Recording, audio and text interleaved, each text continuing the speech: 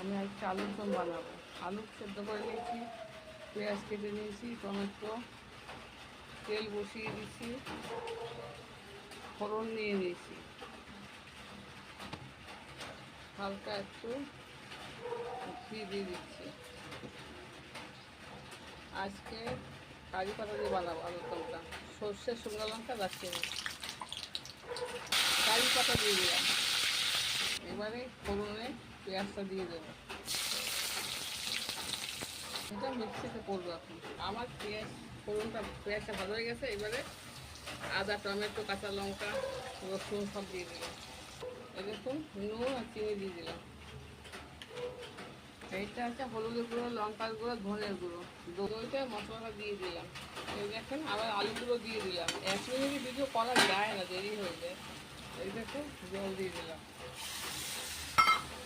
আলুর দমে জল দিয়ে দিই। আলুর দম হয়েছে, নামিয়ে দিচ্ছি। আমাদের আলুর দম হয়েছে, দেখুন দেখতে কীরকম হয়েছে।